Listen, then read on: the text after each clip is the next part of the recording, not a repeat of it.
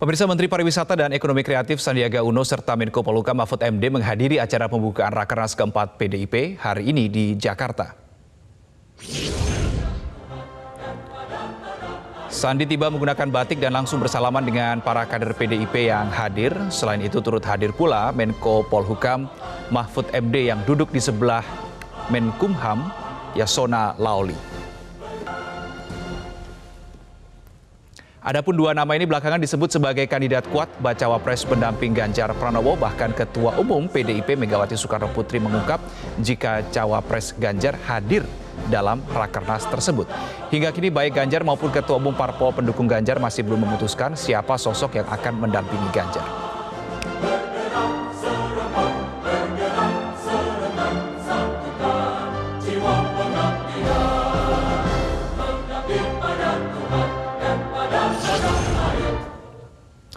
Dan pemirsa, kita akan lanjutkan perbincangan malam hari ini bersama dengan Pak Masinton dan juga Mas Hanta Yuda. Saya ingin ke Mas Hanta, kalau Anda melihat kehadiran dari Sandi Uno kemudian Pak Mahfud MD di acara Rakernas keempat PDIP ini seperti apa? Sinyal apa sebetulnya yang ingin dikirimkan di sini, Mas Hanta? Ya, Reno, dua nama ini adalah dua nama yang masuk pada orbit cawapres Ganjar yang potensial, ya, yaitu selain Pak Sandiaga Uno ada Pak Mahfud MD, sebenarnya ada juga Pak Ridwan Kamil yang sudah disebutkan tiga yang terkuat. Jadi mungkin saja, wajar saja kemudian nama-nama yang kuat itu diundang di forum tertinggi, forum Rapimnas PD Perjuangan. Meskipun menurut saya sebelum bicara konteks elektoral, ya, konteks pertimbangan bagi PD Perjuangan siapa yang akan jadi cawapres, sebenarnya dari sisi kandidasi di PD Perjuangan relatif lebih mudah siapa yang menentukan, karena dalam struktur kekuasaan PD Perjuangan itu kan veto playernya yang menentukan keputusan sudah diserahkan kepada Ketua Umum Ibu Megawati Soekarno Putri. Jadi cawapres yang memiliki potensi, akseptabilitas terkuat, tingkat penerimaan ke Ibu Mega paling tinggi, sebenarnya itu memiliki potensi. Itu dari sisi kandidasi. Dari sisi yang kedua, kenapa belum diumumkan juga, tentu PD Perjuangan dan koalisinya mempertimbangkan dari sisi eleksi atau elektoral. Jadi bagaimana komposisi baik wakilnya Pak Prabowo maupun wakilnya Mas Ganjar itu kan menunggu dari berbagai macam faktor. Salah satunya bagaimana dia bisa komplementer secara elektoral, mempertimbangkan dari berbagai nama. Nah, dua nama yang disebutnya Reno tadi adalah dua nama yang cukup kuat ya disebut di PD Perjuangan. Tentu masing-masing memiliki potensi kelebihan dan kekurangannya masing-masing. Oke, saya ke Pak Masinton. Satu hari sebelum Rakernas, Sekjen PDI Perjuangan Pak Hasto Kristianto mengatakan bahwa para tamu yang hadir di acara hari ini memiliki emotional bonding dengan PDI Perjuangan. Dua namanya sudah saya sebut tadi, Pak Sandi dan juga Pak Mahfud MD hadir di acara ini. Betulkah kemudian dua tokoh ini juga memiliki emotional bonding dengan PDIP dan sinyalnya betul mengarah ke arah cawapres, Pak Masinton? Iya, tadi beberapa nama ya anggota kabinet ya memang hadir, ada banyak ya. Ya termasuk ada Prof Mahfud dan juga ada Mas Sandiaga Uno. Nah, tentu ya nama-nama anggota kabinet yang hadir ya sebagian juga ada dalam kriteria yang pernah disampaikan oleh Mbak Puan Maharani, ya, yang bakal calon pendamping Mas Ganjar Pranowo, seperti itu. Baik, meskipun tadi Anda sudah sampaikan bahwa ini tidak akan Rakernas ini tidak akan membahas soal cawapres, tapi menghadirkan figur-figur yang berpeluang menjadi bacawapres ini, apa sebetulnya diinginkan atau dicoba kirimkan oleh PDIP dengan menghadirkan dua tokoh ini? Ya, tadi kan kebetulan sebagai menteri ya hadir seperti itu, baik Pak Sandiaga Uno, Prof Mahfud. Nah, tentu dalam mekanisme kepartaian kami ya itu calon presiden dan calon wakil presiden itu nanti akan diumumkan oleh Ibu Megawati. Nah, tentu kan ada juga tadi diundang partai-partai yang berada dalam dukungan yang sama ya kepada Pak Ganjar Pranowo, yaitu ada Partai Hanura, ada P3 dan juga ada Partai Perindo.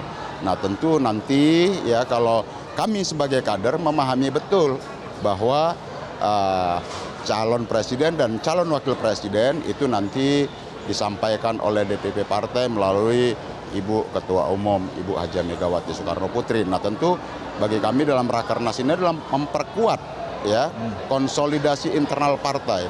Baik itu tadi program untuk kedaulatan pangan buat rakyat, kemudian memperkokoh dan memperkuat konsolidasi dan soliditas gerak partai di lapangan.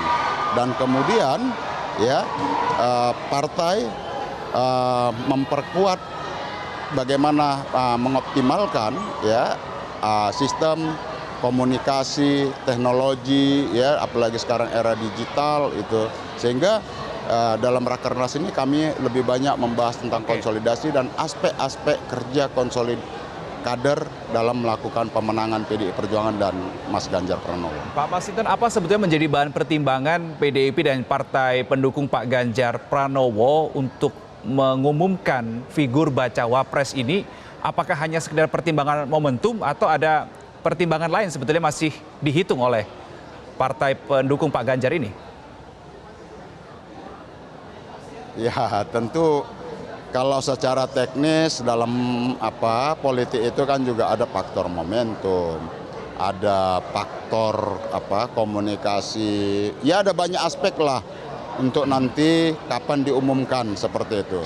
Artinya bahwa kalau masalah mengumumkan itu kan persoalan waktu saja siapapun nanti, karena bagi kami itu adalah domain yang diberikan oleh Kongres Partai kepada Ibu Ketua Umum, seperti itu. Oke, saya kembali ke Mas Hanta. Tadi kalau kita melihat begitu, Mas Hanta, soal pidato yang disampaikan oleh Pak Jokowi, yang juga tadi sudah hadir, kelihatannya kalau secara durasi ini tidak terlalu lama, secara semangat juga tidak sesemangat pada saat relawan.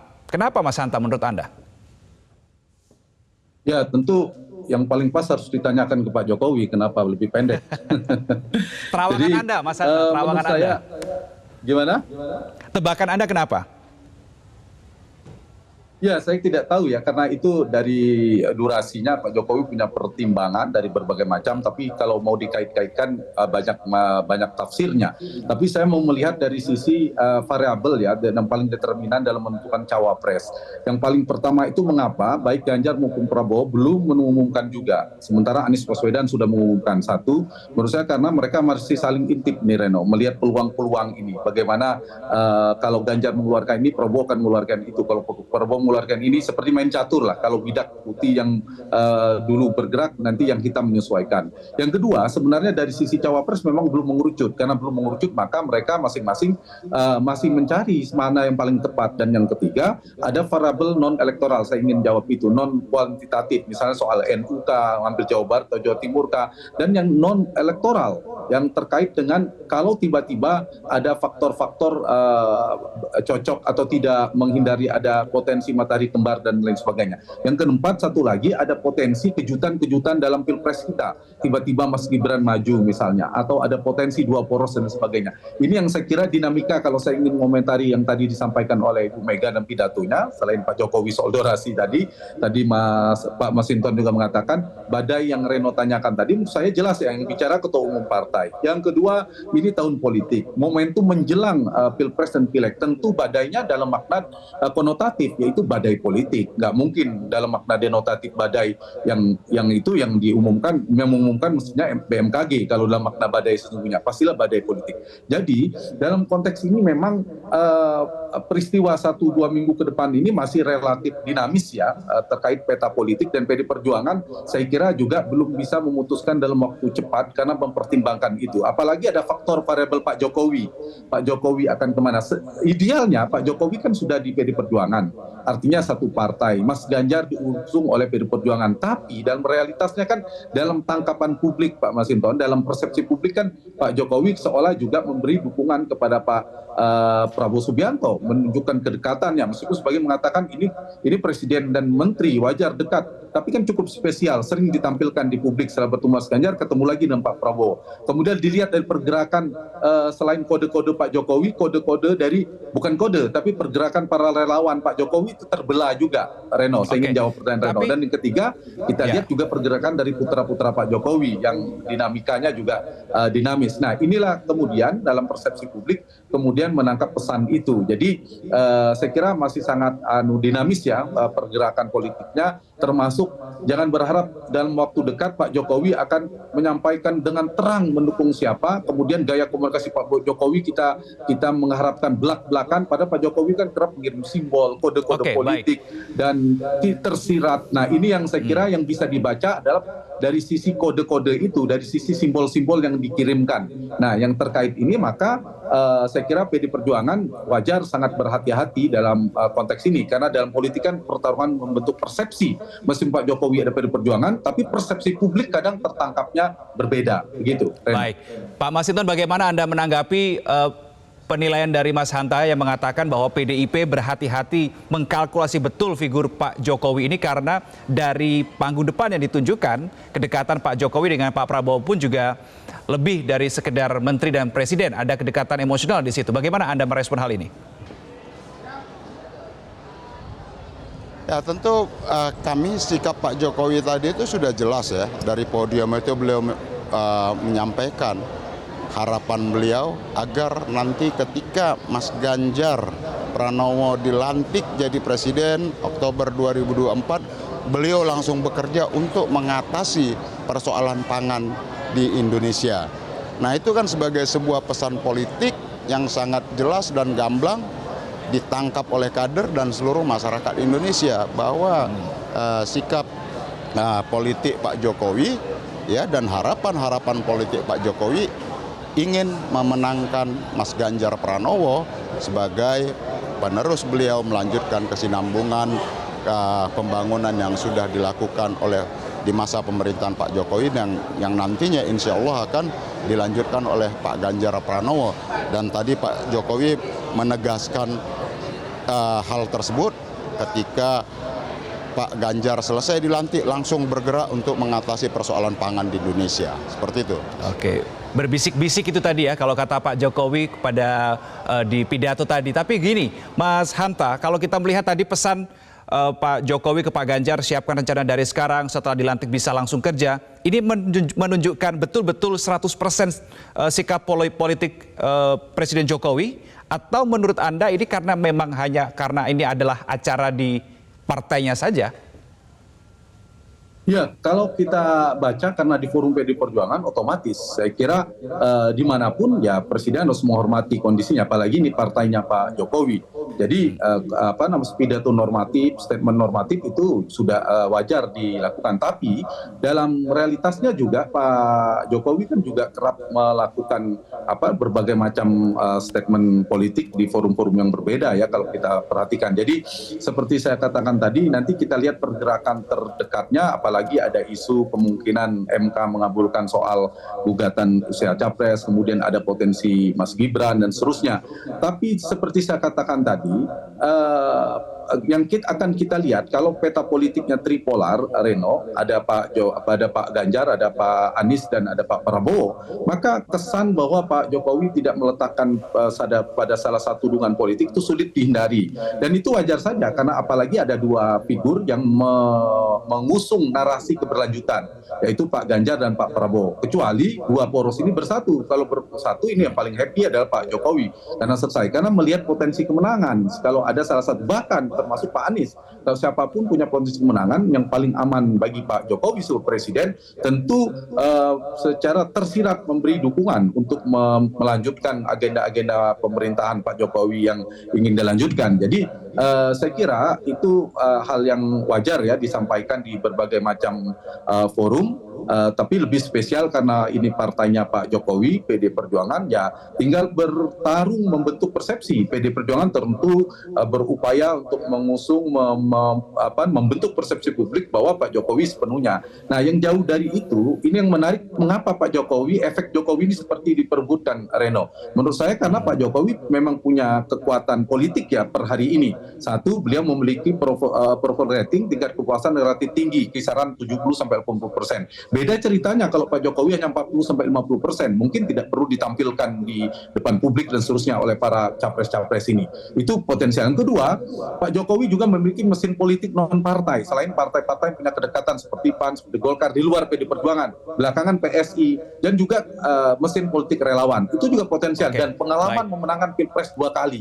Dan terakhir yang ketiga, jangan lupa Reno, Pak Jokowi adalah presiden, panglima tertinggi yang sedang menjabat, sedang berkuasa ketika Pilpres dan Pileg sedang berlangsung. Semua fitur-fitur kekuasaan, jejaring kekuasaan itu dikendalikan oleh Pak Jokowi. Wajar kalau kemudian tidak hanya PD Perjuangan, semua partai berebut mendapatkan efek Jokowi, pengaruh dari Pak Jokowi. Nah, ini yang saya kira apalagi di tengah kompetisi politik yang sangat kompetitif, jaraknya tidak terlalu jauh antara satu capres dan capres yang lainnya, sehingga untuk mendapatkan berkah elektoral, efek elektoral dari Pak Jokowi, wajar untuk diupayakan, diikhtiarkan oleh hampir semua capres. Baik, saya terakhir ke Pak Masinton, merespon tadi Mas Hanta mengatakan hal yang normatif disampaikan karena ini adalah acara partai PDIP begitu, makanya Pak Jokowi menunjukkan sikapnya seakan mendukung Pak Ganjar. Tapi di sisi lain kita tentu masih ingat bahwa Pak Jokowi pernah mengatakan setelah ini jatahnya Pak Prabowo. Normatif tergantung Pak Jokowi berada di acaranya siapa begitu. Bagaimana Anda merespon hal ini, Pak Masinton? Ya, kita yakin bahwa sebagai kepala negara dan kepala pemerintahan, Pak Jokowi harus berdiri di atas seluruh golongan, di atas seluruh kepentingan manapun. Tetapi sebagai kader partai, pasti Pak Jokowi nggak kemana-mana. Jadi kalau kami memahami Pak Jokowi, beliau bisa ada di mana-mana, tapi tidak kemana-mana. Tetap bersama PDI Perjuangan, memenangkan PDI Perjuangan, dan memenangkan calon presiden PDI Perjuangan Mas Ganjar Pranowo. Seperti itu yang kami pahami dari sikap sebagai kader PDI Perjuangan, yaitu Pak Jokowi. Baik, terima kasih Pak Masinton dan juga Mas Hanta Yuda sudah bergabung bersama kami di Prime Time News malam hari ini. Selamat malam. Pemirsa, benarkah ada kepentingan politik Joko Widodo di balik penunjukan putra bungsunya Kaisang Pangarep sebagai Ketua Umum PSI? Informasi dan pembahasannya kami hadirkan usai jeda. Tetap bersama kami.